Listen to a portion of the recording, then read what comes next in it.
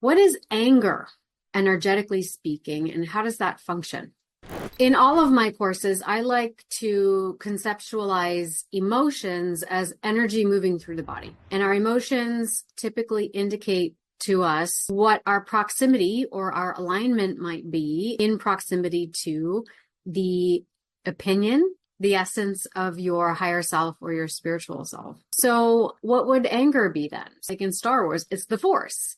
Anger is just an intensity. It is a frequency of energy. And what creates force? Well, force is created by tension and momentum. So what creates tension and momentum? Well, conflict, right? And that is two things pushing together or against each other and create conflict. Constriction, or we might call it implosion. So when something is being forced in, down, it's being pinched or squeezed, repressed, pushed down, that creates force and tension. And of course, explosion. So this is when there is a lot of intensity, but there's no containment or direction. There's too much force, so there's no way to channel it. And that is sort of like an avalanche, right? Gains more and more and more, and it gets increasingly chaotic. So these are different ways in which the energy might express itself. In terms of how it functions, based on our attachment styles, our personalities, our conditioning, the way that our environments respond to us, our minds make sense of the energy moving through our bodies, anger being big energy and usually uncomfortable energy moving through our bodies because it's imploded, exploded, or in conflict in some way, shape, or form. So our mind tries to make sense of that energy by channeling it into some archetype for how to cope with that. Right? An archetype being a pattern, a recognizable pattern, collection of thoughts, feelings, and behaviors that we use with enough frequency that we can call it a pattern. I call this the 9 faces of anger. But these are just 9 anecdotal ways in which I've observed people channeling their anger. So the first one is the anger addict. So the anger addict would be someone who uses anger as a way to feel powerful and in control. It masks deeper feelings of helplessness that they might carry. So anger is sort of like their immediate and go-to reaction to any sense of threat. And because it makes them feel like they have a greater sense of agency, it makes them feel safe and protected, and they're not going to apologize for that. Then we have someone that is explosive, but then instantly apologizes or becomes very apologetic later. So it's sort of similar to the anger addict in that they too struggle to regulate their emotions, but they're going to experience intense remorse afterwards. They start to flood emotionally, and so they're switching between angry outbursts, but then they're switching between intense guilt or shame about it. Then the third one I think of as passive aggressive, and it's just like what it sounds like. So this is someone who avoids direct confrontation and then instead expresses their anger in these kind of subtle and subversive ways. They might agree to things really begrudgingly, only to sabotage them later or just like fail to show up. Then number 4, we have a habit of turning our anger inwards. And this is usually rooted in early childhood experiences where it just was unsafe to express our anger. And so what we end up doing is suppressing it, right? We sort of turn it in on the self. We internalize it. We blame ourselves.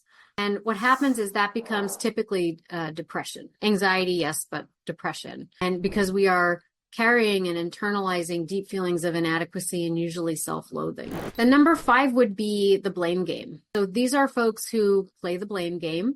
They avoid taking responsibility for anything. And so their anger becomes a form of projection, right? They project it onto others. I'm not angry, you're angry. It's not my anger causing the problem, it's your anger causing the problem.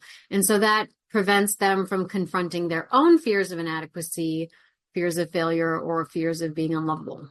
Right? It's not me, it's you. Then number 6 would be the angry connector. So the angry connector, this is someone who uses anger as a means to connect with people.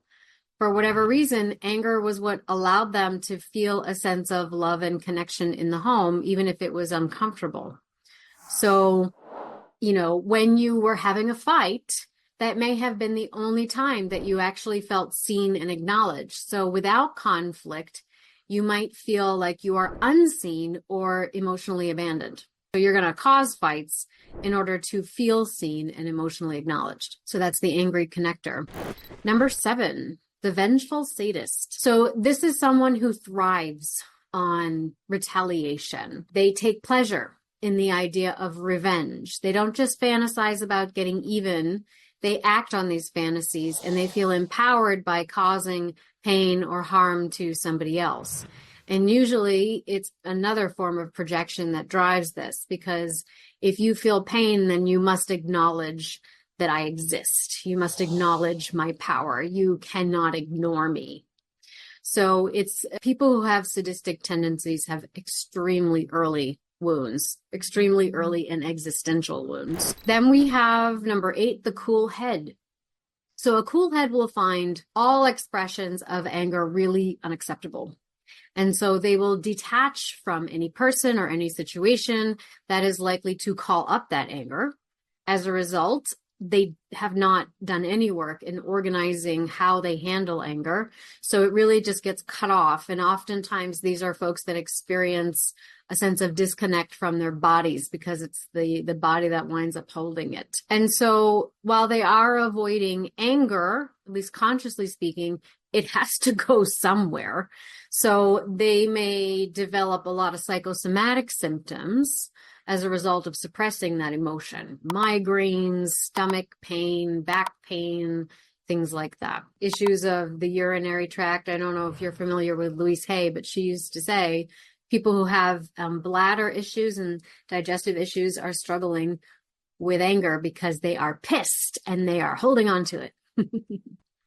And then the last one I call steady on. And so this is represented by secure attachment, a secure way of handling anger. So this is someone who does know how to express their anger in a healthy way. They find appropriate channels for it. They're able to use feeling statements and take accountability for their part in whatever is making them angry, rather than blaming other people for the situation. They also understand that anger is just a natural part of life and that it clues you in to something about your needs, your boundaries, and your wants. And it doesn't have to threaten the security of a relationship. It's just letting you know where one person's reality is butting up against another person's reality, and it's time to dig in and find out how can we make space for both. This is just one way to kind of conceptualize the way that we channel anger and how it functions for us. But again, going back to the beginning, emotions are energy moving through our body, and anger is a big emotion. It's a big energy, but it's just like the force. You can channel that energy for constructive means, or you can channel that anger towards destructive means. So if we are channeling anger constructively, usually it means we are regarding it as a road sign pointing us in the direction of what is my deeper needs and wants and boundaries here that I need to get clear on, right, and take action on. We can also use anger as a form of activism, for example. Anger allows us to identify and correct dysfunctions in a system, whether it is in the internal system, a relational system, a family system, a larger societal system. Anger is cluing us into there's something there that needs to be looked at, and we can choose then to become part of the problem or part of the solution. So then anger can assume constructive or destructive forms. So I hope that helps answer that question. Also, remember to subscribe and ring the bell for notifications. I put out videos once a week, and I wouldn't want you to miss out.